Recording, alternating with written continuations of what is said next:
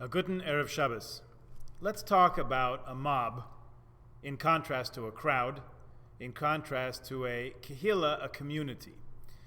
This year we read Parsha Vayakhel, the Parsha that starts gather together and form a community, a kehillah. Obviously Vayakhel and kehillah are variants of the same word.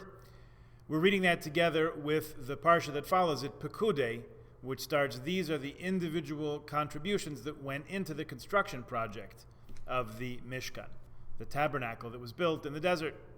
Each time we read these together, we talk about the balance between individual on one hand and community on the other, and how they complement one another.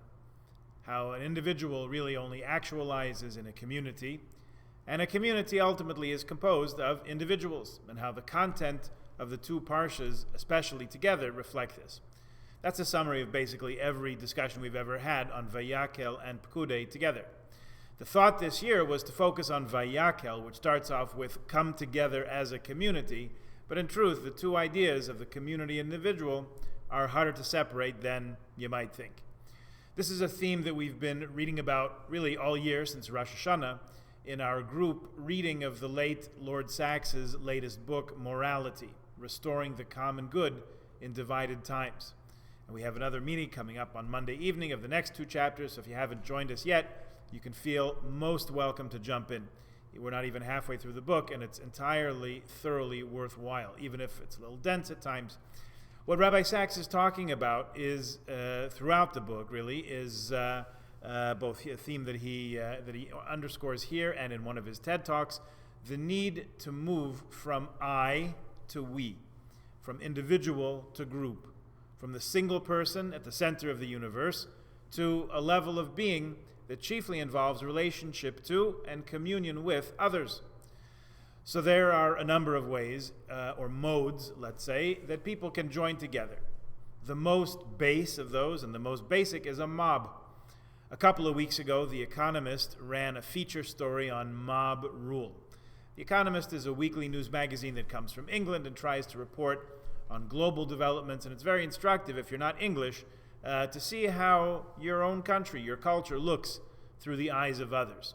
Yes, they do have the British predilection for a somewhat myopic view of Israel, but that's nothing new, no surprises there. It is interesting to see when they write about Canada or America or the rest of Europe to see what they notice and exactly how they describe it. In January, after really a year's worth of mob-based events in America, culminating in a rather unsettling assault on the U.S. Capitol, complete with smashing glass and vandalism, even a deadly shooting to round out the story, Rahman al-Islan, The Economist took a longer perspective on the power of the mob. They contend that political theorists have been worrying about mob rule for 2,000 years. In fact, that was the title of their article, if you'd like to Google it. Plato's Republic, the article maintains, was a reflection on this fear that the, quote, many-headed monster, end quote, could and would always ultimately trample the established order. So, a very well-balanced government needed to preserve the balance between individual rights and societal norms to prevent democracy from sliding into mob rule. On the one hand, there's a celebration of the spirit of liberty and democracy, as in the French Revolution, and almost at the same moment, the other side of the same coin, the early days after the French Revolution were justly named the Reign of Terror for all its bloodletting. The mob was completely out of control. That seems to be the worst fear about the mob, that there's nothing in place to check its worst instincts of score settling and revenge, which leads to lawlessness. Rabbi Sachs quotes Carl Jung in connection to the golden calf that we read about last week. He says the psychology of a large crowd inevitably sinks to the level of mob psychology. And Sachs argues, connecting this to how digital media in its worst moments has become just a virtual version of a mob. Listen to the words of Yuval Levin, a political analyst that Rabbi Sachs quotes, talking about the online world's worst tendency. He writes, and I'm quoting here, they plainly encourage the vices most dangerous to a free society. This is the online mob, remember?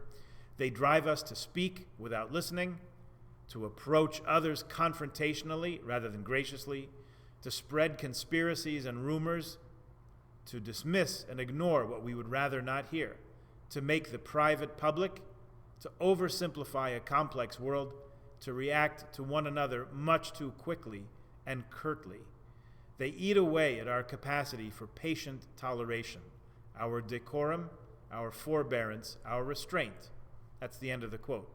That's a summation of what a lot of the online world looks like, to our sadness and detriment, and we're very well advised to bear it in mind. So going up a level, there's another level of gathering, the crowd. Lord Sachs, oder Habna Lichten Gan Eden, refers to a classic work called Crowds and Power by the Sephardi Nobel laureate Elias Canetti. The potential of the crowd is great because it can bring an end to despotism, as it did in the Russian Revolution, although like the French Revolution, it gave way to a far more iron tyranny. The crowd can vent its fury, as it did in the Arab Spring 10 years ago, which led in all but one country to Arab Winter, continuation of the same repressive governments that existed before it. Or it can bring about genuine and positive change, as when communism fell across Eastern Europe 30 years ago, and those countries of the Warsaw Pact began their move toward more democratic and egalitarian governments, not without trips and falls along the way, but on the whole, a much more positive and human direction. All this brings us to the notion of kehillah, of community, which is the highest ideal of people coming together. What is Vayakhel all about? It's about people coming together for shared purpose, with a common goal in mind, to build a society that asks something of each of them, and in the end is larger than any of them. Rabbi Sachs wrote an entire book about this called The Home We Build Together, Recreating Society, that we will, in Mirza Hashem, read and study together one of these years. He wrote it 15 years ago because he sensed that British society was becoming something that people didn't feel invested in or responsible for, rather like a hotel that you stay in. You're a guest, you pay for it, and then you move on. It's not something at all that you personally have a stake in. He felt that that's the way a society declines and crumbles. And he talked about working to build something together, no doubt, based on the very notion of Vayakhel that we're talking about this week, this Shabbat. So in that book, Sachs tells a wonderful story about a time when a certain British lawyer named Victor Mishkan, quite aptly named for this week's Parsha, Mishkan was the personal attorney for the Israeli foreign minister in the early 1980s, Shimon Peres, and Mishkan's kids had gone to St. Edmund's School with the children of King Hussein of Jordan. So Mishkan seized on his connections to try to make something happen with peace in the Middle East. He invited King Hussein to dinner at his home, together with Peres. They had an amicable dinner together, and they talked agreeably, hopefully maybe even about the future. And as Peres and Hussein got up to leave, they thanked the host, who told them, "Wait, you can't leave now. Who's going to help me with the dishes?" They said, "Are you serious?" And he said, "Absolutely." With probably no small amount of surprise, the foreign minister of Israel and the king of Jordan took off their jackets and rolled up their sleeves and went into the kitchen and washed the dishes together. Sachs explains very simply, people bond when they do something together. One was washing and the other was drying, and the two now struck up a friendship on a whole different level altogether. Sachs writes, sometimes side by side working together is more effective than face-to-face, talking together. That's a sentiment that the now famous poem, The Hill We Climb, recited in January by the compelling young poet at the inauguration in Washington, said. She wrote, "And so we lift our gazes not to what stands between us, but to what stands before us." The highest and most noble instance of people coming together is not the mob, with all its destructive instincts, or the crowd, for its power, which at best we can hope to manage and direct. It's to build a kehillah, a home that we build together, a community. The Mishkan, not the lawyer, but the temporary and portable shul that served us in the desert for 40 years, and then in Israel for centuries until the temple was built in Yerushalayim. The mitzvah that introduces the whole idea of building together is Vasuli Mikdash v'shachanti b'soicham. Build me a sanctuary, and I will dwell among them.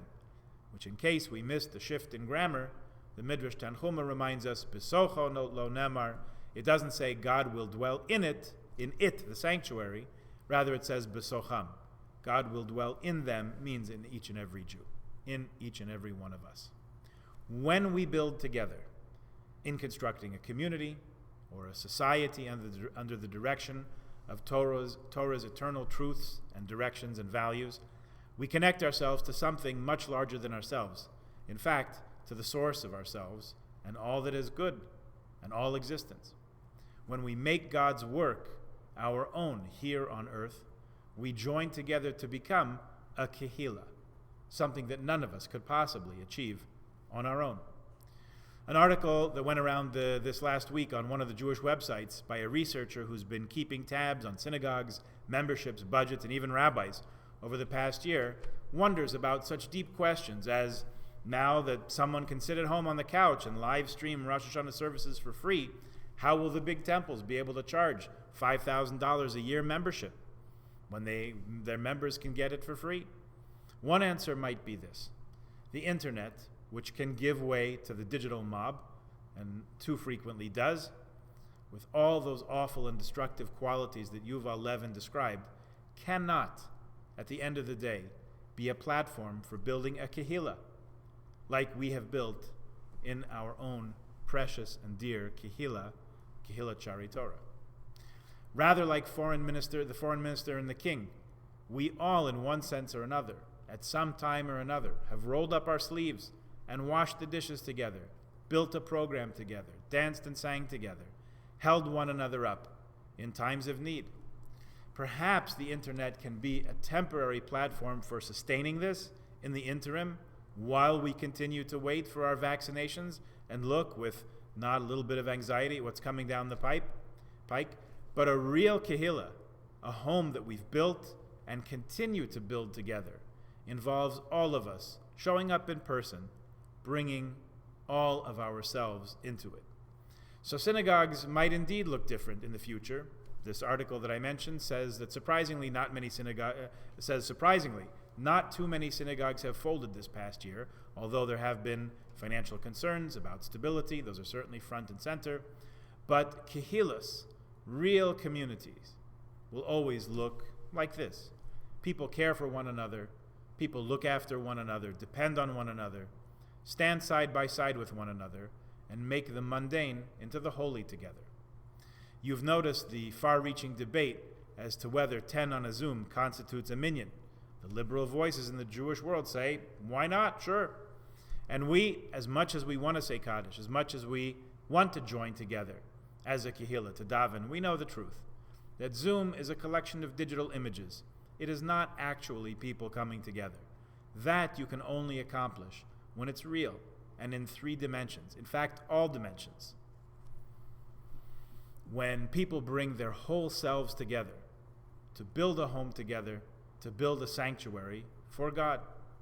Sorry, but the internet is simply not real enough to accomplish this.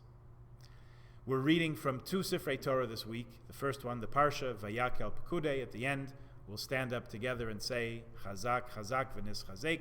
We're completing the book of Exodus. Our second Sefer Torah, we'll read Parshas HaChodesh. HaChodesh hazeh yeh lachem, Rosh Chadashim. This month of Nisan, which begins on Sunday, will be for you the head of months. It's the first mitzvah that Kahal Yisrael is given as a people to sanctify time and to make it holy.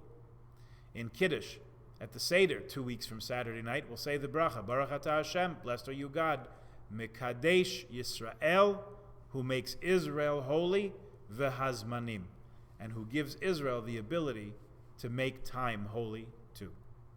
We will join together, and in the spirit of Vayakhel Pekudei, we'll not do this together in Shul, because we generally don't make the Seder in Shul. Rather, we each make this declaration at our own Seder table, with our own families, but we do it all together at the same time. We thank God for making us a people with the capacity for holiness, and for giving us the ability to construct holiness in time, to make the holidays reality, and by extension to make a real home for God in our homes, and to bring those households together in a kehillah, something which does in fact have a physical building, but is sustained by something that can never be lost or destroyed, the closeness and connection that we have to one another in our hearts and souls. Good Shabbos, a guten Chodesh, and a kosher and freilichen Pesach.